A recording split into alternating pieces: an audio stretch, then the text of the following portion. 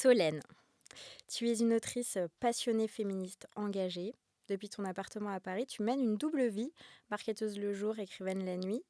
Tu écris pour les femmes d'aujourd'hui et de demain, avec une volonté forte de réhabiliter leurs récits, leurs luttes et surtout leur liberté. Ton livre Destin de sorcière retrace le parcours de 15 femmes accusées de sorcellerie entre le 15e et 17e siècle, 13e et 18e. 13e et 18e. Des femmes marginales, mais surtout libres, aussi guérisseuses et souvent révoltées. Tu donnes à lire et à voir avec poésie leur vie.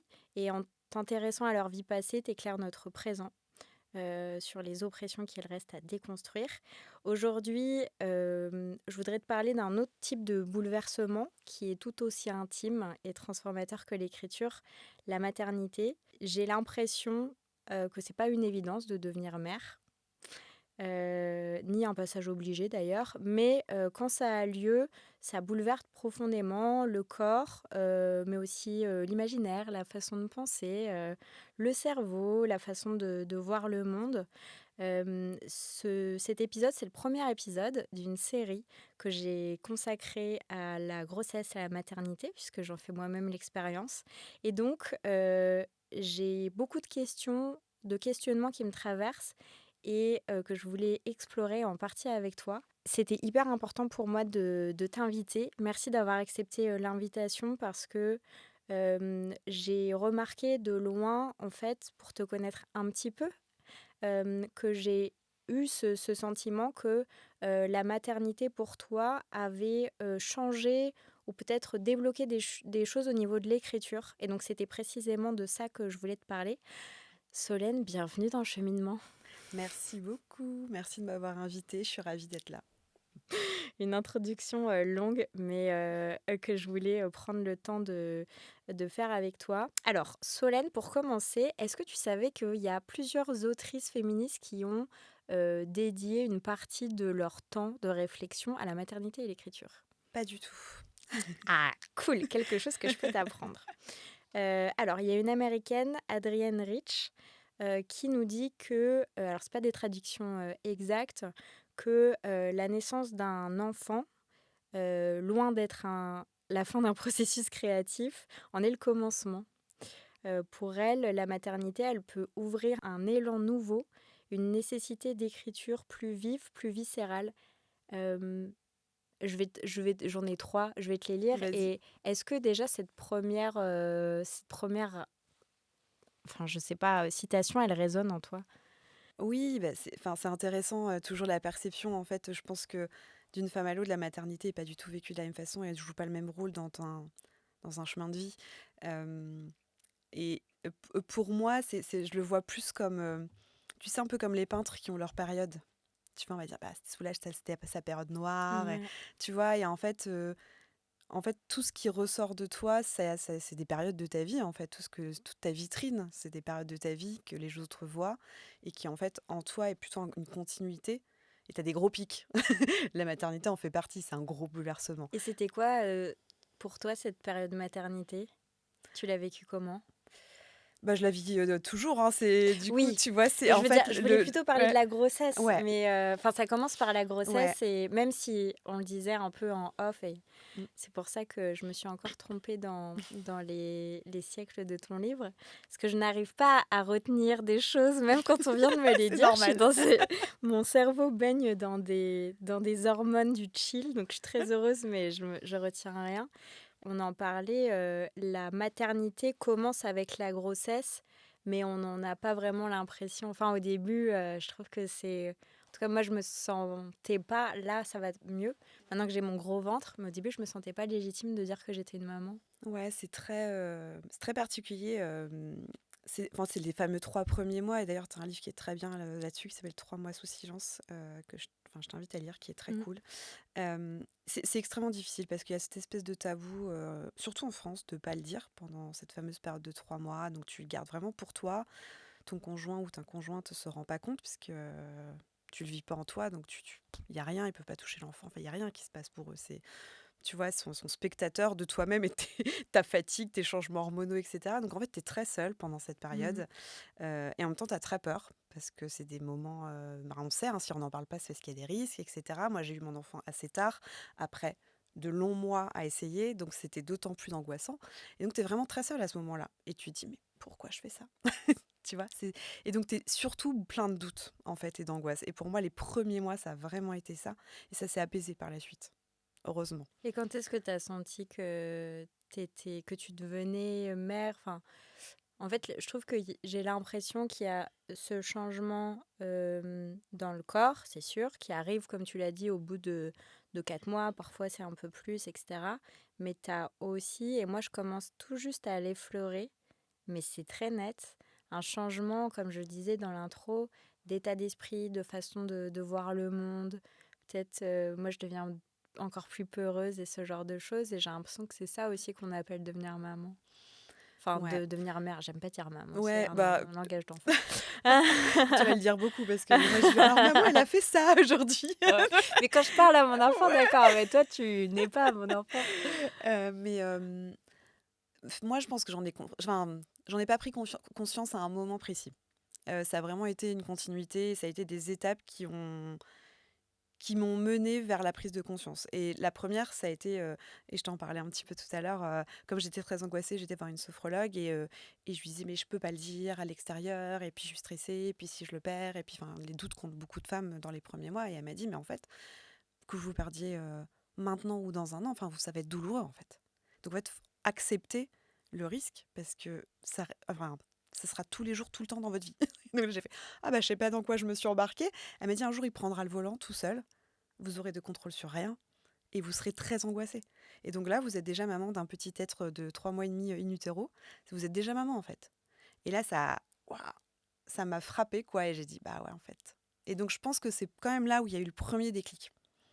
Et comme ça a été très long pour nous d'avoir un enfant, je me refusais aussi à me dire, enfin, c'est pas que je me refusais, mais j'étais là: «Est-ce que c'est vrai? Est-ce que cette fois c'est la bonne? Tu vois? Est-ce que c'est réel?» Et en fait, oui, c'était réel. Et à partir du moment où je pense j'ai accepté ça, j'en ai parlé plus librement, puis après j'ai pu le dire, et cetera. Et donc là, tu ouvres la voie à plein de choses parce que t'en parles et c'est concret. Mais tant que tu le gardes pour toi, c'est un peu compliqué, je pense. Et puis après, mon conjoint a pu le sentir et c'est devenu une aventure à 2, tu vois aussi, qui était plus solitaire au départ. Quelle relation, avant ta grossesse, tu avais avec, attention, c'est une question très large, mais avec ton corps et ta créativité? Euh, Il y a Virginia Woolf qui parle de la petite chambre. J'emprunte cette superbe référence à Lorraine Bastide dans La Poudre. Mais est-ce que tu avais ça avant? Est-ce que tu as pu la garder? Donc la petite chambre, juste, c'est pour expliquer, la chambre à soi, c'est un endroit où, en fait, Virginia Woolf explique que pour créer, une femme a besoin d'une chambre à elle, un endroit, donc on va pas venir te déranger, te demander sans arrêt des choses, etc., ou d'être trop sollicité. Donc il m'a semblé, moi, que tu l'avais, parce que tu écris déjà depuis des années. Mmh. Est-ce que tu écris dans cette petite pièce? Non. Non, j'écris, là quand ça vient l'inspiration, parce que quand elle vient, faut pas la laisser filer parce que tu te dis: «Ah, je le garde dans ma tête», et en fait jamais ça y est, ça part en fait. Voilà, donc c'est dans le métro, c'est dans un café, c'est au bureau, parfois entre des réunions, j'ai une idée, je l'écris. Mais oui, après j'ai des moments de concentration. J'ai un appartement, donc je suis à Clichy maintenant, mais donc ça reste, petite couronne, donc j'ai pas 18 pièces. J'ai une autre chambre parentale, où j'ai un petit bureau, ou alors j'ai le salon quand je suis seule, ce qui est très rare. Mais c'est des endroits, dans lesquels j'ai des repères, et j'ai plutôt des rituels. Plutôt qu'un endroit, j'ai des rituels qui vont m'accompagner dans l'écriture. J'avais fait d'ailleurs un réel, je sais même pas comment on dit, enfin ouais, j'avais tenté un truc comme ça sur Insta. Et tu Oui, vois, c'est ça. j'ai une mise en situation dont j'ai besoin, donc j'ai mis mes écouteurs, je mets Ludovico Einaudi dans les oreilles, j'ai monté, et là je suis prête à écrire. Ça, c'est vraiment quand je me lance dans des longues sessions. J'ai besoin de tout ça, mais je peux écrire, de n'importe où en vrai. Et est-ce que tu as senti, du coup, en tombant enceinte et puis au fur et à mesure que ta grossesse a progressé, que ça a impacté ta créativité? Ben, ça l'a pas impacté, ni en bien ni en mal. Enfin, en fait, c'était vraiment un, en fait, ce qui a été différent, c'est que bon, il y a eu plein de choses parce que, si je reviens un peu quand même sur l'histoire, c'est que je suis tombée enceinte et les éditions Milan m'ont contactée pour Destin de sorcière. Au même moment? Au même moment. Mais Enfin, non, c'était c'est dans mes premiers mois. incroyable! Voilà, donc il y a eu un espèce de et moi je m'étais jamais dit que j'écrirais pour la jeunesse parce qu'à la base, Destin de sorcière, c'est pour la jeunesse, les éditions Milan, c'est des éditions jeunesse. Et tu vois, il y a un espèce de déclic qui s'est fait où je me suis dit: «Attends, c'est dingue, moi qui ai jamais pensé écrire pour la jeunesse», parce que bon, comme tu es un adulte, tu dis: «J'écris pour les adultes», tu vois? C'est un peu une certaine logique. Hem et en fait, voilà, donc un espèce d'alignement des planètes où je me suis dit: «Dingue» et puis en fait, on te contacte, tu refuses pas une offre comme ça, tu vois? Tu dis: «Oui». Et après j'ai dit: «Bon, par contre, je vais quand même dans une aventure que je connais pas, enfin voilà, je suis enceinte et cetera». Donc il y a eu un moment comme ça, qui s'est créé et en fait, en parallèle de tout ça, donc j'ai commencé à écrire un petit peu le livre à ce moment-là, mais très peu, parce qu'en fait, j'étais très fatiguée très vite, et cetera. Donc je l'ai surtout commencé après, quand j'avais accouché. Et donc j'ai accouché, j'ai déménagé, j'ai changé de boulot. Et donc en fait, j'ai eu une perte de repères totale. Tu vois, c'est pas juste j'ai eu un enfant, enfin, qui est déjà un truc énorme. Qui est déjà, Tu ouais, vois, le j'habitais centre plus de au ton même monde endroit, alors que est j'étais bouleversé. dans le même appart depuis 6 ans, mon petit appart parisien que j'adorais. J'ai dû changer de vie parce que tu déménages, t'es plus enfin, t'es en dehors du périph', tu changes de vie. Tu vois, c'est plus la même ville, c'est Mmh. c'est différent. J'ai changé de boulot, donc je faisais le même métier, donc c'était voilà, mais tu vois, donc c'était vraiment une perte de repères totale. Et en fait, euh, l'écriture a été un ancrage pour me reconnecter à moi-même, en fait, surtout. C'est pas parce que moi j'ai toujours écrit, à la base j'ai écrit surtout pour un défouloir, quoi. Tu vois, quand j'étais petite, quand j'écrivais, c'était pour dire à ma mère des lettres d'excuses parce que tu vois, je m'étais fait gronder ou Ah, c'est tu vois, et donc vrai! c'était comme ça que je faisais C'est passer tellement mes. fin, distingué pour un enfant. Bah en fait, c'est surtout que j'avais beaucoup de mal à exprimer mes émotions autrement, donc j'écrivais. Et ça a toujours été ça. Donc ça a toujours été un hobby au fur et à mesure, c'est-à-dire un défouloir, puis tu grandis et tu apprends à exprimer tes émotions. Mais donc ça a toujours fait partie de moi. Je vais pas bien, j'écris. Tu vois, donc j'ai beaucoup écrit, voilà, mais j'avais aussi plus du tout le temps. J'étais submergée par une vie à 1000 à l'heure, etc. Et donc Destin de sorcière aussi a été un ancrage, mais ça a été aussi épuisant parce que je faisais ça le week-end. On avait un enfant en bas âge. Enfin voilà. Quand la maison d'édition te contacte, tu as, déjà un manuscrit ou tu pars de zéro? Je pars de zéro parce qu'en fait, c'est un livre de ce qu'on appelle un livre de commande. Donc en fait, c'est eux qui viennent avec l'idée de voilà, nous on a envie d'écrire sur des femmes qui ont été condamnées pour sorcellerie. Est-ce que ça te dit quoi? Donc oui, ça me dit. Donc j'ai fait un essai d'ailleurs, d'abord sur une première sorcière que j'ai choisie, etc. Et après, on a co-construit un peu le livre ensemble. Mais ils venaient avec un projet. Donc, et c'est pareil, ça c'était aussi comme quoi les choses se passent jamais comme voilà, parce que des manuscrits en cours, j'en ai plein et j'en avais plein. Oui, je me Jamais. suis demandé si c'était pas un de ceux-là. Non, non, du tout. Non, non, j'en avais, bah, ouais, tu sais, 5 en cours, tout le temps des idées, de sujets. Voilà, il y a tellement de choses à dire et sur lesquelles on a envie d'écrire, et je les ai jamais finis. Alors qu'avant, j'avais vraiment le temps, pour le coup.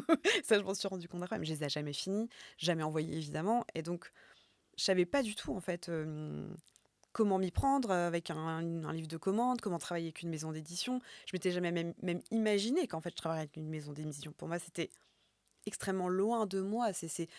Pour une autrice, c'est quand même dingue de se dire, on m'a contacté et je travaille avec une maison d'édition. C'est C'est juste une chance valorisant. incroyable. Ouais, puis enfin, c'est beaucoup de chance aussi, tu vois, faut en être conscient. Oui, mais je veux dire, ça tombe pas non plus de nulle part. Ça fait des années que tu travailles, puis même Bien sûr.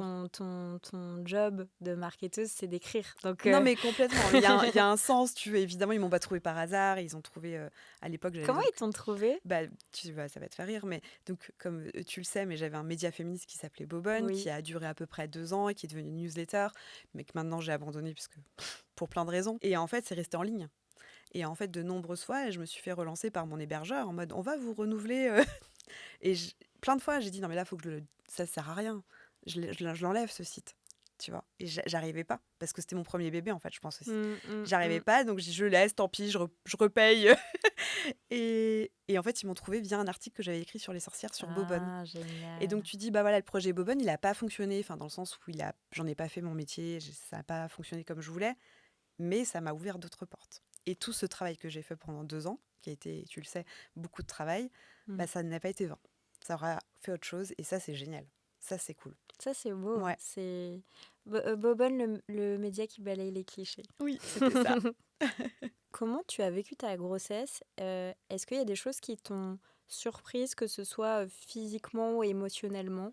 Tout te surprend pendant la grossesse. En fait, ce qui est assez marrant, je me suis fait la réflexion de quand tu arrives à un certain âge, à peu près un peu plus de la trentaine, donc moi j'avais 37 ans quand je tombais enceinte, mais à plus de 35 ans, je dirais, tu as quand même fait beaucoup de choses déjà dans ta vie. Tu as 35 ans de vie, donc tu as appris plein de choses, tu as expérimenté plein de choses, tu t'es cassé la figure beaucoup de fois. Enfin, tu vois, des émotions, tu en as vécu plein, tu as perdu des gens proches, enfin, tu vois, tout ça, tu connais. Et donc tu te sens un peu blindé, quoi. Tu te dis, non mais c'est bon, si le monde s'écroule, là je survis en fait, ça va aller. Tu te sens plus forte? Tu te sens plus forte, tu te dis, bah non mais c'est bon, je gère. En fait, je suis enfin mon propre pilier. Tu vois, j'ai plus besoin de personne, je tiens debout. Si tout s'écroule, je tiens debout. Et là, tu tombes enceinte et tu rencontres un truc à nouveau qui s'appelle la vulnérabilité. Mmh. Et en fait, tu dis, bah en fait là, c'est fini. C'est-à-dire celle que je croyais être, cette personne extrêmement forte, c'est à nouveau un petit être vulnérable parce que maintenant, tout repose sur l'être que j'ai en moi. Et je sais qu'il n'y a que lui ou elle qui va compter. Et si lui s'écroule, moi je m'écroule en fait. Tu vois, c'est Mmh. fini ça. C'est fini Ouais. la naïveté. Donc c'est plutôt bon signe de ressentir ça, parce qu'au début j'étais là, non mais c'est horrible, je peux pas ressentir ça. Mais non, c'est juste naturel en fait en tant que parent, tu vois, de ressentir ça. Mais ça a été le premier truc, c'est que je me suis dit, ok, je ne sais pas du tout gérer tout ce qui m'arrive. Toutes ces émotions, donc toutes ces transformations physiques. Euh, Moi j'ai eu beaucoup de chance quand même, hein. J'ai eu une très belle grossesse, enfin j'ai eu aucun problème, tout s'est très bien passé cliniquement. Donc voilà, mais ça reste. T'as mal au dos, t'as tout un tas de choses qui se passent, tes hormones, tes hanches qui s'élargissent, ton centre de gravité qui bouge, enfin les ligaments, les machins, les trucs.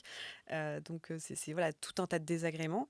Et donc forcément lié à tout un tas d'émotions, de frustration, de privation, de tout ce que tu veux, de ta vie normale, on va dire. Et que tu découvres en fait, mais un jour après l'autre. Et que tu ne peux pas gérer. Donc tu fais comme tu peux. Mais c'est marrant ce que tu dis, parce que moi, je suis exactement dans cette cohabitation actuellement bah, j'ai bientôt 34. Je me suis jamais sentie aussi forte, aussi parce que l'âge de la vingtaine, c'est vraiment, pour moi, ça a vraiment été l'âge de l'immaturité. Et là, la trentaine est plus que 30, parce que quand tu as pile 30, bon, je me rends compte vraiment de beaucoup de choses et il y a beaucoup plus de choses que j'accepte, etc.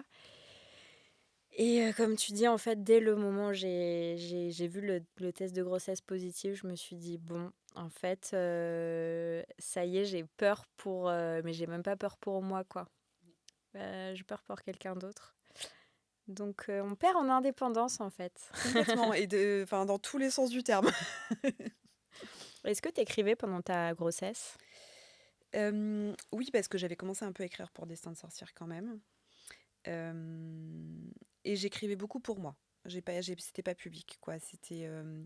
Et puis c'était aussi beaucoup, parce que j'ai beaucoup écrit aussi quand on essayait. Donc juste avant la grossesse, où j'ai retrouvé d'ailleurs des notes, tu vois, c'est même des Mmh. notes Apple, tu sais, genre, Ouais, j'allais te demander tu vois, justement. parfois, et je suis retombée sur une note qui disait on sera peut-être que deux.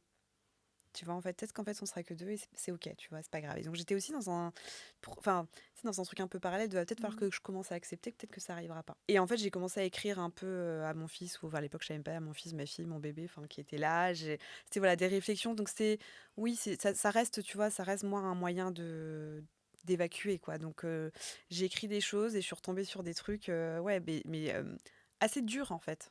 Assez durs parce que j'avais très peur. Euh, et en même temps, je culpabilisais parce que je me dis, mais si je stressais, il va être stressé, Mmh. tu vois. Et les gens me disaient, oui, mais tu sais, dans la tête. Enfin, tu vois, en fait, les gens t'aident pas dans ces moments-là. En fait, Ouais. laissez-moi être stressée, ça sert à rien de me dire. Voilà. Mais oui, oui, j'ai toujours ce besoin, de toute façon. Et est-ce que tu as dit que t'écrivais pour, du coup, maintenant tu as un petit garçon, Mm. un fils. Est-ce que tu lui montrerais des choses que tu as pu... Alors, pas les choses négatives peut-être, hein, mais je veux dire, je sais pas, des carnets de pensée. Ouais, Baudelaire aussi faisait ça s'appelait les fusées, je crois, les journaux ouais. intimes, où tu as un peu des notes dans tous les sens. Ouais, je pense que je lui montrerai. Puis j'ai surtout beaucoup écrit enfin, sur mon conjoint et à mon conjoint. Parce que la maternité, c'est aussi une histoire de couple. Enfin, Mm. pour moi, c'était aussi une histoire de couple. Ça ne doit pas forcément l'être. Il y a plein de femmes, voilà, des gens qui Mm. veulent faire des enfants tout seuls. Et alors, toute mon admiration, Mm. parce que c'est extrêmement difficile, mais très honorable. Et donc moi, c'était vraiment une histoire de couple. C'est-à-dire que je voulais pas non plus que la grossesse, la maternité, le fait d'avoir un enfant, brise notre couple ou impacte notre couple. Et en fait, toutes mes angoisses, tout ce que moi je pouvais vivre, tout ce que moi je pouvais ressentir, lui non. Donc en fait, il y a tout ça aussi, tu vois, dans la grossesse. Et tu vois, je lui partageais des choses, etc. Et donc j'ai écrit beaucoup et je lui ai fait lire des choses parce que j'arrivais pas à les dire. Et donc c'était aussi, tu vois, un truc un peu de couple, quoi. Est-ce que tu as l'impression que la grossesse t'a ouverte à d'autres zones de toi-même que tu connaissais pas? Il les a pas ouverts. Enfin, c'est un moment de ma vie et qui est toujours enfin, c'est encore en cours, mais où je me suis un peu dit, il est un petit peu, enfin, il est vraiment temps d'arrêter de faire semblant, tu vois. Et en fait, là, enfin, et ça, c'est peut-être, enfin, il y a eu la grossesse, oui, qui a commencé, puis après la vie de maman, et peut-être qu'on en parlera après, mais où en fait, c'est cette fameuse phrase de la vie est un théâtre, et voilà. Et c'est vraiment là que j'en ai pris conscience. C'est-à-dire que comme c'est un sujet, on va dire, la maternité et les enfants, c'est pas un sujet qui m'intéressait. Tu vois, c'est pas un truc, ça ne fait pas partie de mes centres d'intérêt. Je sais que j'ai beaucoup de gens que je connais qui sont pas du tout mamans et qui veulent pas d'enfants et qui écoutent le podcast Bliss, tu sais, et ça me fait beaucoup rire parce que je dis, mais pourquoi tu vois, tu t'infliges ça? Mais il y a des gens qui ça passionne et il y a des gens qui ont toujours voulu être mère et qui sont toujours beaucoup intéressés à l'éducation. Tu vois, moi, pas du tout. Donc c'est un sujet qui, moi, m'intéressait pas du tout à la base. Et donc, comme je n'y connaissais rien, j'ai imité quand j'étais enceinte, quand après j'ai eu mon fils, quand j'ai accouché, j'ai imité les autres mamans. Tu vois, je me disais, Ça veut dire quoi imiter les et autres tu sais, mamans? c'est un peu faire, déjà, c'est faire comme les mamans que tu connais, donc la tienne, ta grand-mère, ta tante, enfin, tu vois, et Mm. donc, en fait, tu répliques l'image que tu en as. Donc, ce qui est une image complètement erronée, puisque c'est une image de plutôt toi, l'enfant que tu avais de tes parents, ou voilà. Et puis tu regardes les femmes dans la rue et puis tu dis bah ouais je vais être comme ça donc il faut que je m'habille comme ça et puis je vais tu vois, te comporter d'une certaine façon et puis voilà quoi et puis je vais faire un petit peu comme les autres et puis quand je vais à la crèche je fais comme ça et puis quand je suis dans la salle d'attente à la maternité pendant les cours d'accouchement j'imite les autres et puis je fais un peu comme elles et voilà tu calques tu as ton comportement sur les autres parce que tu sais pas ce qu'il faut faire en fait. T'en as aucune idée de qui tu es en tant que mère en fait. Ou Mm. de ce que t'en penses, tu vois. Ça prend du temps en même temps de se façonner, de Ouais, savoir la mais mère qu'on est. il y a des femmes qui ont déjà plein de convictions parce qu'elles sont beaucoup intéressées au sujet.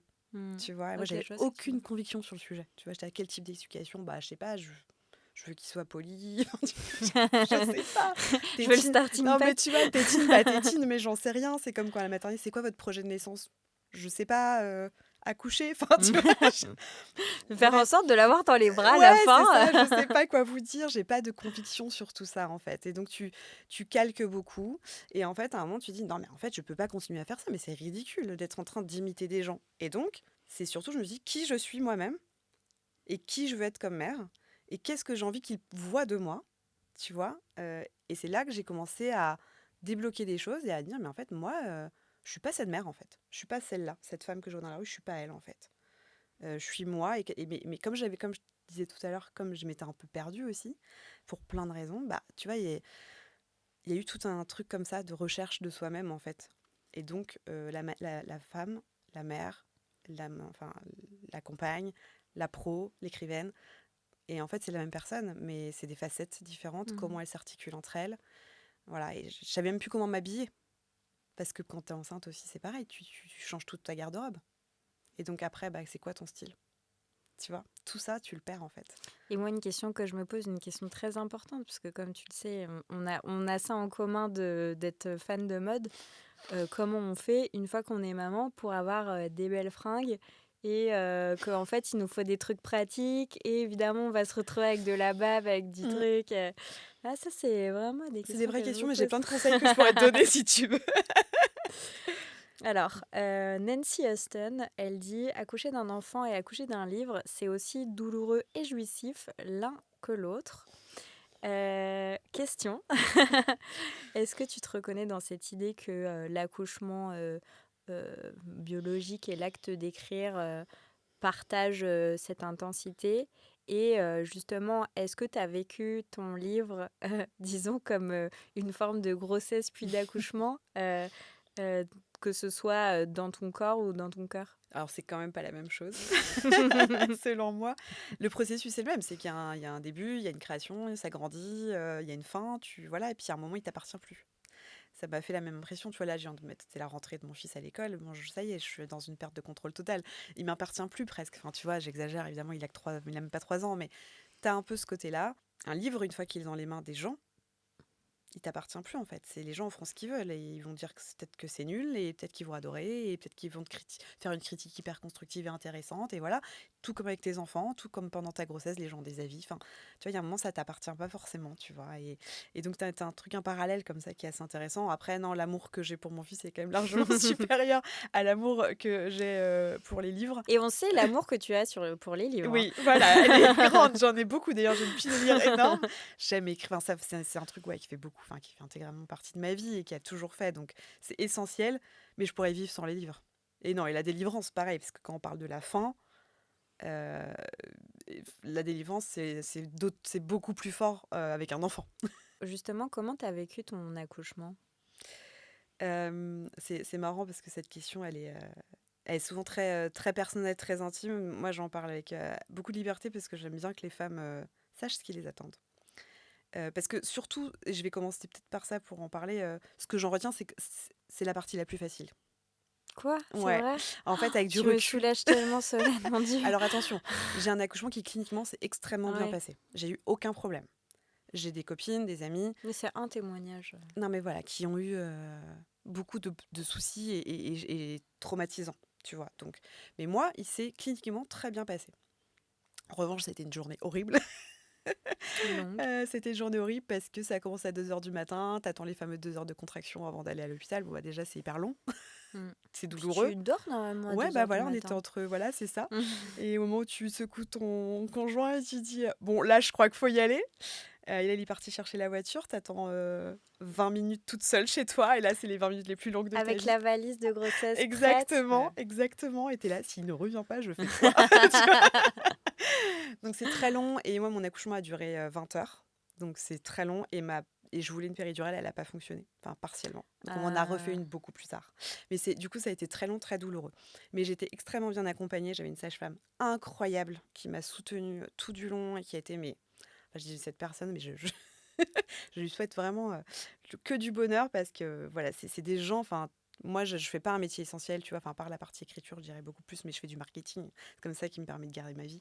C'est pas essentiel, tu vois, ce genre de personnes, mais mettez-les sur on un, les voilà, remercie. ouais, à fond. Et donc c'est drôle parce que sur le moment, je maudissais évidemment ma journée, je maudissais cet infirmier qui est venu me voir plein de fois en me disant non mais vous verrez demain, vous aurez oublié, vous aurez tout envie de recommencer. Alors toi déjà t'es un mec, tu ne vivras jamais ça. Et j'en suis peut-être désolée pour toi, mais tu peux pas venir me dire ça en fait. Tu vois, tu vois, t'as envie d'étrangler tout le monde. Mm. C'est très dur. Mais, mais le lendemain, il avait raison. Le lendemain, il avait raison, c'est que j'aurais recommencé 1000 fois parce qu'en fait, la rencontre avec ton enfant, c'est juste magique. Je me rappelle, il est sorti. Déjà, la première chose que j'ai vue, je me suis dit, ok, c'est le portrait craché de son père. Il n'y a pas de justice. Pas de justice. Surtout quand t'as un petit garçon, quoi. Bah ouais, mais c'est un petit blond aux yeux bleus, tu vois, à un moment, je peux. Voilà. Ouais. Et puis, je me suis dit, surtout, il est parfait. Tu vois, c'est vraiment les premiers mots qui sont sortis, je l'ai vu et j'ai dit, oh, il est parfait. Et Ouais, parce que tu vas c'est me faire vraiment ce pleurer. sentiment de. Peu importe, en fait, il sera toujours parfait, c'est ton enfant. Tu vois. Est-ce que tu considères cet événement, donc l'accouchement, pas l'accouchement de ton livre, comme un avant-après dans ta vie de femme, mais aussi d'autrice, de créatrice, d'écrivaine? Je pense pas qu'il y ait un parallèle. Je pense que ça m'inspirera et pour écrire sur ce sujet. Et tu vois, avant tous les livres ou les films qui parlaient d'enfants, je trouvais ça triste quand il y avait des choses tristes, mais ou heureuses, mais ça me faisait rien. Là, je pleure, mais au bout de 33 secondes et demie. Et donc, oui, ça, en fait, ça révèle des choses en toi et Mm. ça, évidemment, tu calques, enfin, tu pourras en parler. C'est des sujets évidemment éminemment riches, etc. Donc, c'est plus dans ce sens-là, mais non, sinon, ça n'a pas été un déclencheur de quoi que ce soit dans mon approche de l'écriture ou ma créativité ou ce genre de choses, tu vois. Mais tout à l'heure en off, tu disais quand même que tu avais senti une sorte de renaissance. Ouais, mais c'était multifactoriel quand même. C'était multifactoriel parce que Donc, tu vois, il y a eu la grossesse, l'accouchement, il y a eu tout ça. Il y a eu la parentalité ensuite, juste le fait de se retrouver après avec l'enfant et qu'est-ce que je fais? Parce qu'en fait, on te parle aussi beaucoup de l'accouchement parce que c'est une épreuve, Mm. mais on te dit pas, et maintenant je fais quoi avec l'enfant en fait pendant toutes ces années? Mais c'est justement pour ça que enfin, je me faisais la même réflexion et c'est pour ça que j'ai envie de cette série d'épisodes de la continuer après, en postpartum, etc. Ouais, et de vraiment pouvoir suivre. Enfin, évidemment, c'est mon cheminement aussi personnel, bien mais sûr. de m'entourer et d'avoir à la fois des témoignages je vais dire de femmes comme toi, mais oui, et des témoignages de professionnels de santé pour savoir justement qu'est-ce qu'on peut faire. Et puis, tu le disais aussi, enfin, le postpartum, il dure 3 ans, 4 ans. Mm. Enfin, c'est pas, ça s'arrête pas le jour Non, du tout. où t'as ton bébé dans les bras, Non, quoi. puis l'apprentissage, il est permanent et donc et tu vois, comme je te disais, c'est pour moi, ça a été surtout multifactoriel où j'ai dû me réinventer en tant que femme, en tant que tout ce que, enfin, qui je suis, etc. Et c'est ça qui a nourri l'écriture. C'est-à-dire qu'en fait, il y avait cette notion dont je parlais précédemment aussi, d'assumer pleinement qui j'étais, et ce qui m'a permis d'ouvrir énormément de choses dans l'écriture. Et ne plus avoir peur de parler de certaines choses, de certains sentiments, euh, de créer des personnages qui pourraient me ressembler et pourraient avoir mes problèmes, et que c'était OK en fait, qui pouvaient être intéressants. C'est marrant, alors que j'ai l'impression que c'est le réflexe, un des premiers réflexes qu'on a quand on débute de s'associer. Et toi, t'as mis un cache et t'as essayé de pas le faire au début et maintenant t'assumes de le faire. En fait, je l'ai fait sur des choses banales. Tu vois, les premiers manuscrits que j'ai écrits, c'était sur les problèmes de célibat. Mais tu vois ce que je veux dire? Tout le monde a des problèmes de célibat jusqu'à rencontrer quelqu'un. Donc c'est un truc. Et je dis pas que c'est pas intéressant, c'est hyper intéressant. Mais c'est banal, tu vois, dire ah bah je galère à trouver quelqu'un, puis c'est dur la vie de. Tu vois, enfin, euh, quand tu vas chercher au plus profond de toi le comment du pourquoi de tes Hmm. angoisses vis-à-vis du célibat, vis-à-vis du couple, vis-à-vis enfin, en ce qui me concerne, de l'homme, là, Ouais, là, on boxe dans la cour des là, grands, on là. rentre dans quelque chose d'un peu plus sérieux, tu vois. Et C'est donc, clair. je dis pas que j'utilise tout, mais il y a des choses, je me dis, bah, en fait, j'ai pas à avoir honte d'exploiter ce sentiment ou de parler de ça. J'ai pas, enfin, tu vois, en fait, c'est celle que je suis. Et dans tout, d'ailleurs, dans toute la vie, c'est intéressant de se dire qui je suis vraiment et de l'assumer entièrement. Et ça débloque tout, en fait. Ça te débloque en tant que parent, en tant qu'épouse ou conjointe, ça débloque tout. Mais c'est très dur d'assumer qui on est. Vraiment. Et puis, j'imagine qu'il y aura d'autres stades. J'ai entendu dire que les 40 ans, Oui, alors, justement, étaient aidés énormément à ça. Et puis moi, j'ai l'impression, tu vois, ma mère a presque 70 ans. Je me souviens quand elle a eu 60 ans, elle m'a dit, Marguerite, puisque c'est quelqu'un de très angoissé, c'est vraiment... nous, on est 4, c'est la mère de 4 enfants, elle a tout donné pour nous, c'est vraiment le rayon de soleil de notre vie et elle a toujours été très stressée, très angoissée. Le jour où elle a 60 ans, elle m'a dit, ma chérie, ça y est, c'est fini. Je dors sur mes deux oreilles. Je suis libérée. Donc j'adore. et j'étais contente pour elle. Je me Mm. suis pas sentie du tout rejetée. Et tu vois, je me suis dit cool pour elle Ouais. d'avoir passé ce stade où elle peut juste aimer les moments avec nous et pas être là comme tu disais bah elle a Exactement. pris la voiture. Mais c'est trop bien, mais c'est trop bien. Mais bah, les 40 ans, enfin, je fais un petit aparté là-dessus parce que moi, j'ai eu mon enfant, donc je tombe enceinte à 37. Enfin bon, tu vois, j'ai eu 40 ans cette année, il va avoir 3 ans. Je viens de les avoir il y a 3 jours, donc du coup, c'est vraiment récent. Et je les ai beaucoup appréhendés. J'avais très peur de ne pas avoir accompli des choses, d'être tu vois, je suis en retard sur ma vie, tu vois, un peu. J'aurais voulu avoir fait tant de choses. Parce que tu as une soif de Oui, curiosité, d'apprendre, et alors que oui, tu fais plein de choses, c'est fou. voilà. Mais du coup, en fait, c'est tombé assez bien parce que comme j'ai eu ce cheminement pendant les dernières années, les 4 années, on va dire, avant justement de qui je suis, bah, quand les 40 ans sont arrivés, ça s'est fait assez naturellement. Et tu parlais pardon, je termine là-dessus, mais tu parlais de la vingtaine comme un peu le côté, l'immaturité. Moi, c'est la vingtaine, c'est expérimente, tu vois. Trentaine, la construction. Et là, c'est vraiment la cohérence. C'est beau, ça Mm. donne envie. Euh, Écrire, ça prend du temps. Et être mère aussi. Parallèle très facile. Comment t'as trouvé, est-ce que t'as trouvé ton équilibre entre maternité et écriture? Alors, je viens de le trouver. Alors, j'ai beaucoup de chance. J'ai déjà un conjoint qui est exceptionnel, évidemment, puisque j'ai fait un enfant avec lui, mais qui aussi adore passer du temps avec notre fils. Et contrairement à moi, enfin, il a besoin de aussi beaucoup de temps pour lui, mais beaucoup moins que moi. Et donc, il me laisse beaucoup de temps pour moi. C'est pas du tout un sacrifice qu'il fait avec plaisir, mais enfin, c'est important. tout Ouais, le monde c'est n'est pas capable précieux, de le hein. faire, tu vois? C'est vraiment important de le souligner parce que une fois de plus, tout ce que j'arrive à le faire, c'est parce que je le fais pas seule, tu vois? Je pourrais pas faire tout ce que je fais toute seule.